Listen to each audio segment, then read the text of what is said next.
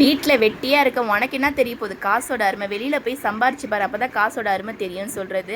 ஆமாம், நம்ம வீட்டில் வெட்டியாக தானே இருக்க, வீட்டு வேலை பார்க்கறதுல, சமையல் வேலை பண்ணுறதுல, பாப்பாவை கூட பார்த்துக்கிறதுக்கு ஆள் இருக்காங்க, வீட்டில் பெருக்கிறதுக்கு எல்லாத்துக்குமே ஆள் இருக்காங்க. அப்போ அவங்க சொல்கிற மாதிரி நம்மளும் எந்த வேலையும் பார்க்கறதில்ல, வெளியில் போய் சம்பாதிக்கலாம் இல்லையான்னு சொல்லிட்டு வெளியில் போய் பார்த்தா தான் தெரியுது எல்லா வேலையும் புதுசாக இருக்குது. ஏன்னா சமைக்கிறதே நமக்கு புதுசு தானே, ஏன்னா நம்ம வீட்டில் வந்து சமைக்கிறதே கிடையாது, யாருன்னா நமக்கு சமைச்சு கொடுத்துருவாங்க இல்லையா, அதனால் சமையல் வேலையே வந்து ஏதோ ஒன்று கிடச்சிருச்சு.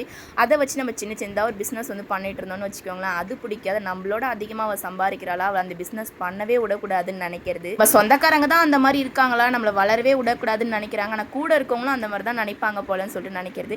அப்போ என்ன தாங்க வந்து பண்ணுறது? ஒரு ஹவுஸ் ஒய்ஃப்னா என்னங்க, படிக்கலைன்னா என்னங்க, நிறைய விஷயம் வந்து பண்ணலாம். படித்தா மட்டும்தான் வந்து அந்த வேலை கிடைக்கும்னு கிடையாதுங்க. படிக்கலனாலும் நம்மக்கிட்ட என்ன திறமை இருக்கோ அதுபடி நம்ம போனோம்னா கண்டிப்பாக யார் வந்து நம்மளை வளரவே கூடாதுன்னு நினைக்கிறேன், அவங்க முன்னாடி நல்லா வளர்ந்து காட்டணும். இப்போ இதை நான் ஏன் சொல்கிறேன்னு பார்த்தீங்கன்னா, டெய்லியுமே என்னோட கஸ்டமர் ஏதாச்சும் ஒரு ஸ்டோரி ஷேர் பண்ணிகிட்டே இருப்பாங்க. அதெல்லாம் கேட்க எனக்கு கஷ்டமாக இருக்கும். வீடியோவில் நான் சொன்னதே கிடையாது, ஒரு சில விஷயம் மட்டும் நான் ஷேர் பண்ணியிருப்பேன். உங்களுக்கு பிடிச்ச விஷயத்த நிறைய பண்ணுங்கள், யாருக்கும் எந்த பிரச்சனையும் வராமல் இருந்தால் தாராளமாக பண்ணலாம். யார் தடுத்தாலுமே அதை பண்ணலாங்க, ஏன்னா யாருக்குமே எந்த பிரச்சனையும் இல்லாத நம்ம ஏன் செய்யாமல் இருக்கணும்.